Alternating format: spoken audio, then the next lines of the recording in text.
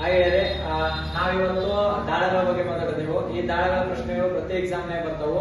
ಇವೇಗಿರ್ತಾವ ನೋಡ್ರಿ, ಆ ದಾಳಗಳು ಬಹಳ ಸಿಂಪಲ್ ಇರ್ತಾವ ಬಿಡಿಸೋದು. ಬಟ್ ಬಹಳಷ್ಟು ವಿದ್ಯಾರ್ಥಿಗಳಿಗೆ ಏನಾಗಂಗಿಲ್ಲ ಅಂತಂದ್ರೆ ಬಹಳ ತಲೆ ಕೆಡ್ಸ್ಕೊಂಡ್ ಬಿಟ್ಟು ಬಂದ್ಬಿಡ್ತಾರ. ವೆರಿ ಸಿಂಪಲ್, ಒಂದು ಸಿಂಪಲ್ ಮೆಥಡ್ ಹೇಳ್ತೇನೆ ನಿಮ್ಗೆ, ಕೇಳಿ ಶಾರ್ಟ್ ಮೆಥಡ್ ಇದನ್ನ. ಏನೈತೆ ನೋಡ್ರಿ, ಒಂದ್ ದಾಳ ಕೊಟ್ಟಾನು, 3 ದಾಳಗಳನ್ನ ಕೊಟ್ಟಾನು. 3 ಅಂದ್ರೆ ಒಂದ ಮುಖಗಳನ್ನ ಹೊಳಿಸ್ಕೊಟ್ಟಾನು. ಒಂದು ದಾಳಕ್ಕೆ 6 ಮುಖಗಳು ಇರ್ತಾವ. ಸೊ ಹಾಗಾದ್ರೆ 1 2 3 1 3 5 2 4 5 ಕೊಟ್ಟಾನು. ಅವ್ರೇನ್ ಮಾಡ್ತಾರೆ, ಕೊಟ್ಟಿರುವ ದಾಳಗಳಲ್ಲಿ 3ರ ವಿರುದ್ಧ ಮುಖ ಯಾವುದು ಅಂತ ಕೇಳಿದಾರೆ. ಅಂದ್ರೆ 3 ಐತೆ, ಅದ್ರ ವಿರುದ್ಧ ಮುಖ ಯಾವ್ದು ಹಿಂದ್ಗಡೆ ಬರ್ತಿದೆ ಅಂತ ಕೇಳಿದಾರೆ. ಹಾಗಾದ್ರೆ ಹೆಂಗ್ ಕಂಡು ಹಿಡಿದ್ರಿ?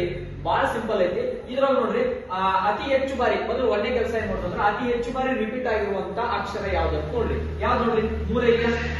ಹಾಗಾದ್ರೆ ಅತಿ ಹೆಚ್ಚು ಬಾರಿ ರಿಪೀಟ್ ಆಗಿರೋ ಸಂಖ್ಯೆ ಎಷ್ಟಿದ್ರಿ? 3 ಐತಿ. ಹಾಗಾದ್ರೆ ನಾವೇನ್ ಮಾಡ್ಕೊಂಡು ಮೊದಲು 3 ಬರ್ಕೊಂಡ್ರಿ. 3 ಬರ್ಕೋಣ.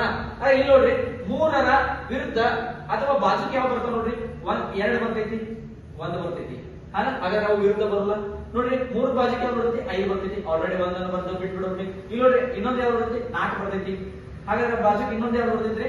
ಇನ್ನೊಂದು 3 ಬಾಜುಕು 4 ಬರ್ತೈತಿ. ಇನ್ನೊಂದು ಯಾವ ಬರ್ತೈತಿ? 2 ಬರ್ತೈತಿ. ಹಾಗೆ 2 ಆಲ್ರೆಡಿ ಬರ್ತೇವೆ. ಹಾಗಾದ್ರೆ ಎಷ್ಟು ಸಂಖ್ಯೆ? ಒಂದು ದಾಳೊಳಗೆ 6 ಮುಖಗಳು ಇರ್ತಾವ ಅಂತ ಹೇಳಿದ್ರೆ ಆಲ್ರೆಡಿ ನಾವು ಇಲ್ಲಿ 5 ಬರ್ತವೆ. 1 2 3 4 5 ಬರ್ತವೆ. ಹಾಗಾದ್ರೆ ಉಳಿತ ಯಾವ್ದ್ರಿ?